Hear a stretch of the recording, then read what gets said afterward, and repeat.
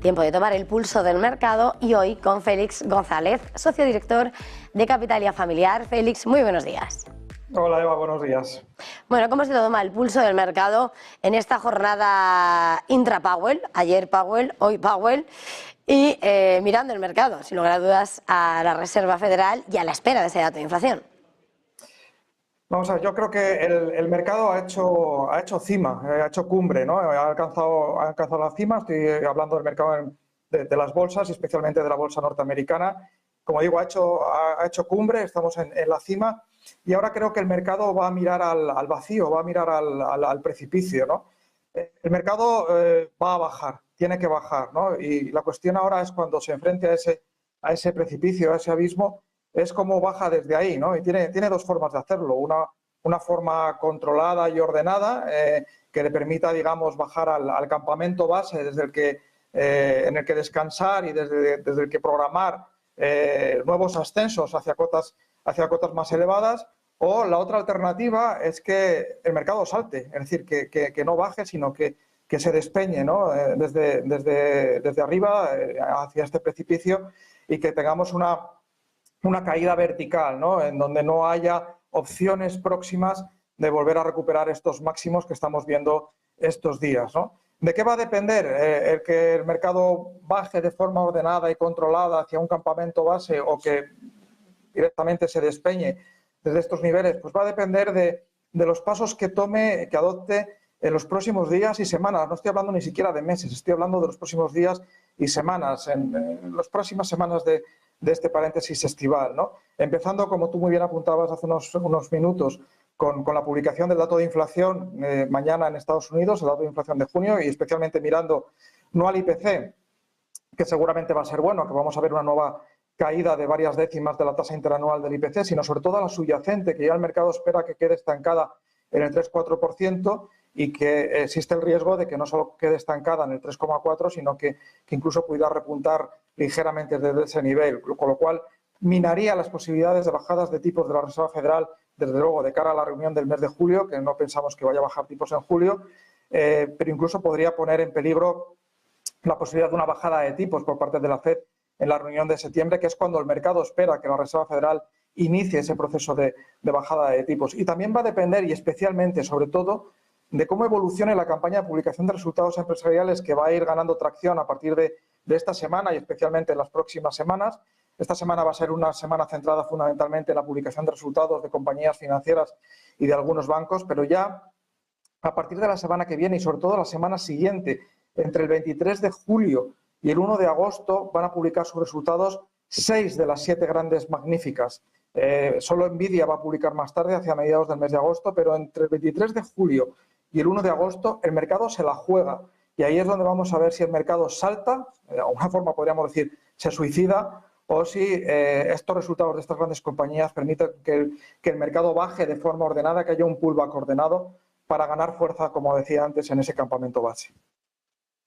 En este escenario, de alguna manera, precisamente, venimos comentando, lo hemos hecho en distintas ocasiones, Félix, cómo los índices americanos, esos récords consecutivos, se aferran a esos gigantes. Nvidia es la fuerza tractora de esos movimientos en el S&P, en el Nasdaq. Ahora la mirada va a estar puesta, decías, a mitad de agosto, en los resultados y sobre todo en las expectativas. Se espera una cierta desaceleración en los resultados, pero sobre todo las expectativas van a tener la clave. Precisamente ese va a ser, sin lugar a dudas, lo que va a ser clave a la hora de sentenciar a lo que es esa tendencia alcista.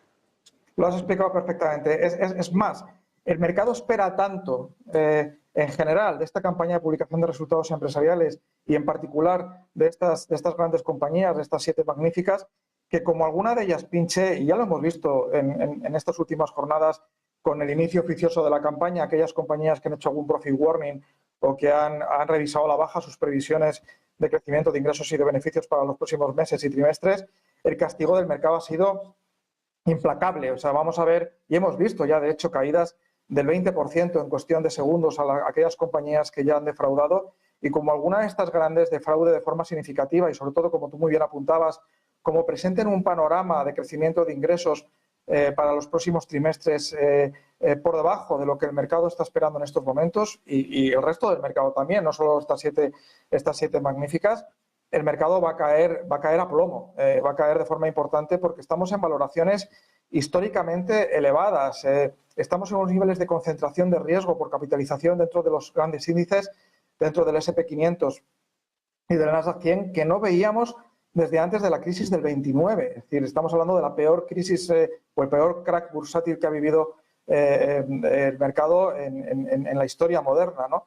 Por lo tanto, mucho cuidado porque estamos ahora mismo en unos niveles de expectativas, de previsiones de crecimientos de ingresos para este trimestre y para los trimestres sucesivos, en un entorno macroeconómico además que se está desacelerando, con una presión a nivel financiero por parte de los tipos de interés que el mercado todavía no acaba de incorporar en las cotizaciones, ¿no? Y por lo tanto, como digo, como haya sorpresas negativas, y sorpresas negativas no quiere decir que los beneficios y los ingresos sean malos, sino simplemente que no cumplan las previsiones tan exigentes que en estos momentos tiene el mercado y que el mercado necesita para que las cotizaciones se puedan mantener en estos niveles tan elevados.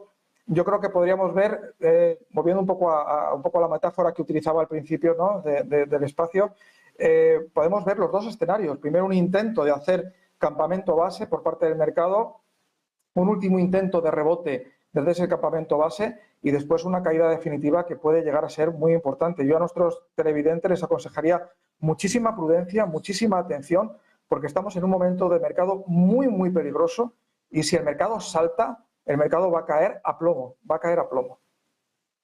Terminar, hablamos de lo más grande, como pueden ser esos títulos de las megacapitalizadas. Te voy a hablar de lo más cercano, hablando desde aquí en el mercado español. El IBEX 35 a punto de hacer cambios en su composición. Ayer ya se conocía, Meliá sale, entra Puig.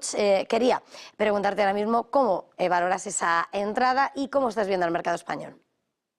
Bueno, a ver, desde el punto de vista del mercado en general, irrelevante, quiero decir que dentro de la importancia que tiene para la propia compañía y lo que supone de avance, ¿no?, en ese proceso de expansión y de entrada, ¿no?, en el mercado, pues eso es obviamente positivo y no tengo nada en contra que decir ahí, pero desde el punto de vista del mercado español, por resumirte, para nosotros es uno de los objetivos ahora mismo para la apertura o la posible apertura de posiciones cortas si el mercado rompiera la baja, tanto el IBEX 35 como el propio Eurostoxx 50, ¿no? Yo creo que en las próximas semanas, si se confirmara este escenario negativo que me preocupa en estos momentos, vamos a tener o nos vamos a ver obligados a cerrar posiciones largas que ahora mismo mantenemos en bolsa europea, en bolsa americana, tanto en el S&P como en el Nasdaq, que han ido muy bien y que lo que pretenderemos con ese cierre de posiciones largas es proteger y anclar los beneficios que llevamos acumulados en esas posiciones, pero al mismo tiempo, si el mercado rompe, si no nos vamos solo a ese campamento base, sino que nos vamos, digamos, a ese suicidio o a esa caída en vertical del mercado, no va a bastar solo con cerrar posiciones largas, sino que vamos a tener una oportunidad para abrir posiciones cortas de cara a las próximas semanas, incluso quizás también de cara a los próximos meses, porque el mercado obviamente nos da también la oportunidad de ganar dinero en una dinámica bajista, que sea una dinámica bajista que tenga recorrido. Para ello, primero tenemos que romper ese campamento base. Hasta ahí lo que haríamos sería cerrar posiciones largas y si rompemos ese campamento base, entonces abriríamos posiciones cortas. Y como digo, y por responder a tu pregunta antes, Eva, el mercado español sería un mercado objetivo para abrir posiciones cortas y ponernos a la baja ante esa posible caída adicional de los mercados en próximas semanas. Gracias, Félix. Feliz jornada, feliz negocio. Muchísimas gracias, Eva. Gracias a vosotros.